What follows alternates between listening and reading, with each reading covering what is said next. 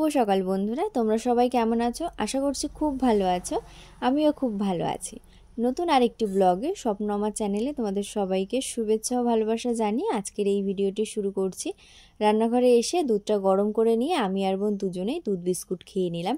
আর এখন এইদিকে বোন কাটছে উচ্ছে আলুর ঝোল করব মাছের মাথা দিয়ে। আর এদিকে এখন ভাতটা বসিয়ে দিচ্ছি। এই বাড়িতে এসে আমি যেই টুকিটাকি কাজগুলো করি তার জন্য যে কিছু মানুষের কত সমস্যা তাই ভাবি। আবার ওই সব কথা শুনলেও না ভীষণ হাসি পায় যে মানুষ এই রকমটাও বলতে পারে। এই যে এখন আমার বিয়ে হয়ে গেছে, বিয়ের আগেও এই বাড়িতে কাজ করেছি আর বিয়ের পরেও এখানটাতে এসে কাজ করছি। এইটাই হচ্ছে তাদের বড় সমস্যা যে বিয়ের পরেও কেন এখানে কাজ করছি। কি বলো তো, আমার সবসময় যেন এইটা মনে হয় যে বিয়ের আগে যখন ছিলাম তখন তো বোন সকালে পড়াতো আর ওদিকে মা দোকানে যেত, বাকি থাকলো আমি রান্না করলাম। কিন্তু এখন এই বাড়িতে আমার বোন তো সকালবেলাতে পড়ায়, আবার মা দোকানে যায়, তো বোন পড়িয়ে উঠে তারপরে রান্না করে। এবার আমি যখন আসছি এই বাড়িতে তখন তো আমি তো ফাঁকাই থাকছি, রান্না করলে তো আমার আর কোনো ক্ষতি হচ্ছে না বলো। আর এইটাই সবসময়ের জন্য মনে হয় যে এখানে তো সেই রকম মানুষ নেই, তাহলে রান্নাগুলো করতেই পারি। তো সেই জন্য আর কি রান্নাবান্না করা হয়, তবে সেই রকমটা হয় না। সব কিছু আর কি মা আর বোন দুজনেই গুছিয়ে দেয়, তা আমি একটু বসে বসে খুন্তি নাড়ে, এই যা, এতে আর কষ্ট কি বলো। তবে হ্যাঁ, এখানটাতে এসে এইরকমটা মনে হয় যে কেউ নেই, আমি একটু করি। আর শ্বশুরবাড়িতে গেলে ওই যে কথায় আছে না যে ঘোড়া দেখলে খোড়া হয়ে যায়, আমার ব্যাপারটা ঠিক যেন ওই রকমটা হয়ে যায়। আসলে ওই ঠাকুমা রয়েছে, মা রয়েছে, মনে হয় কি যে ঠাকুমা করবে মা করবে, এরকমটা বেশিরভাগ সময় মনে হবে। আর কোনো কোনো সময় এটা মনে হবে যে না, যাই একটু ঠাকুমার কষ্টটা কমিয়ে দিই, তো সেই সময় গিয়ে কাজবাজগুলো করা হয়।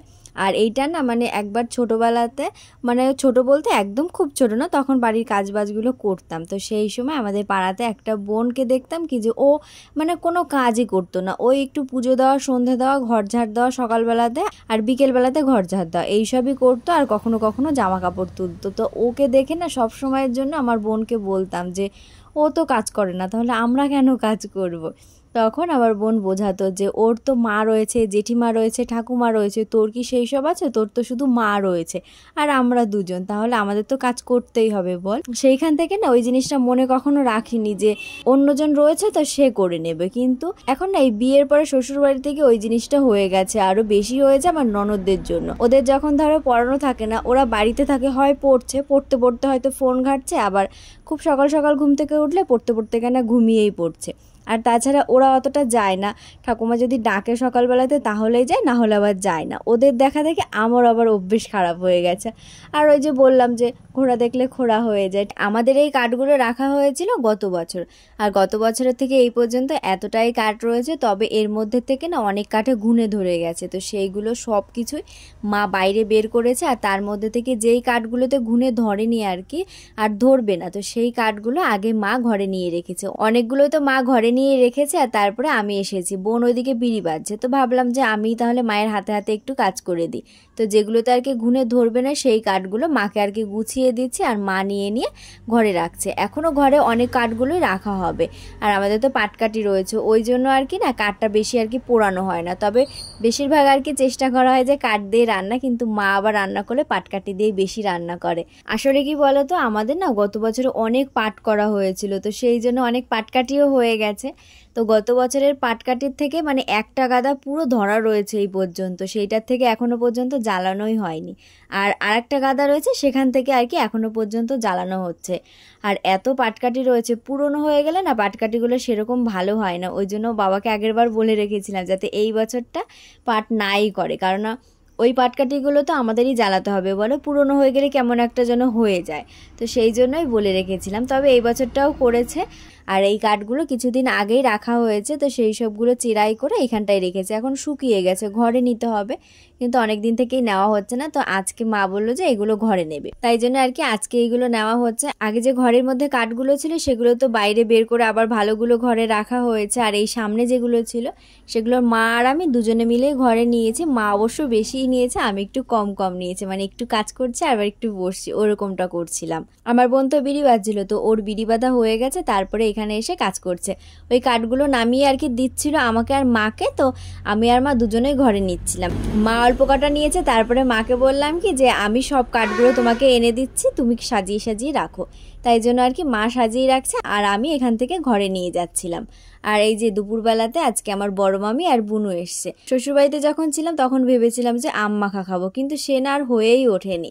তো এই বাড়িতে এসে আমার বোনকে বলছিলাম যে এইবারটা আম মাখা খেয়েই ছাড়বো, নয়তো আম পেকে গেছে কিন্তু এখনো পর্যন্ত আম মাখা খেতে পারলাম না। তো সকালবেলাতে ওই জন্য বড় মামিকে ফোন করে বলেছিলাম যে আম মাখা করবে আজকে। তো বড় মামি বললো যে ঠিক আছে। তাই জন্য আর কি এই দুপুরবেলাতে আম নিয়ে এসছে। আমার বাবাও বাজার থেকে আম নিয়ে এসেছিলো। ওই আমে ভীষণ পরিমাণে টক, অত টক খেতে পারবো না। ওই জন্য মামিকে বললাম যে তুমিই নিয়ে আসো। আমার মামা বাড়ির অনেক গাছের আম না, মানে পেকে একদম নরম নরম মতো হয়ে গেছে, খাওয়া যায়, মিষ্টি লাগে। আর বেশ কিছু আছে হালকা কাঁচা মতো। তো কাঁচা আর হালকা পাকা সেই সব আম দিয়ে আজকে আর কি মাখা খাওয়া হবে। তো আম এনেছে আর তার সাথে লেবু পাতাও এনেছে। আর এই আম মাখাটা করা হবে মামির হাতেই। किसके तो पंख लेके उड़ा चला जाए रे, जहाँ नहीं जाना था ये वही चला हाय रे। उम्र का ये ताना बाना समझ न पाए रे, जुबां पे जो मोह माया नमक लगाए रे, के देखे न भाले न जाने न दाए रे, दिशाहारा केमन बोका मुंटा रे। আম মাখা করা হয়ে গেছে, এখন তো খাওয়ার পালা। ভেবেছিলাম কি যে কলার পাতা নিয়ে আসবো, কিন্তু এখন না উঠতেই ইচ্ছা করছে না, বসে রয়েছি না।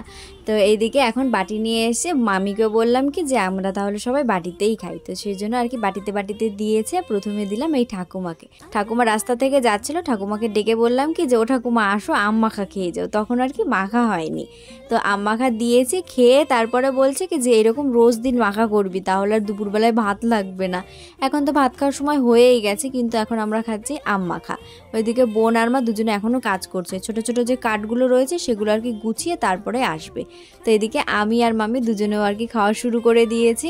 আর তারপরে ওইদিকে কাজগুলো গুছিয়ে নিয়ে মা আর বোন দুজনে এসে এখন আম মাখা খাচ্ছে।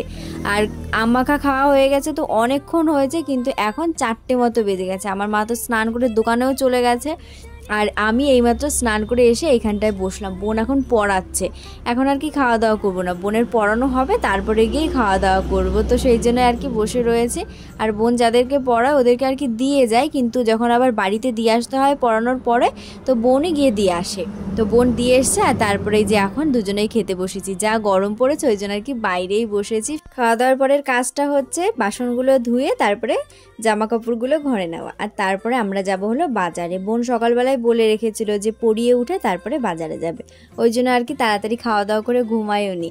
তো চলো তাহলে আজকের ভিডিওটাও এখানেই রাখছি। দেখা হবে নতুন একটা সুন্দর ভিডিওর সাথে। সবাই ভালো থেকো, সুস্থ থেকো, সবাইকে টাটা।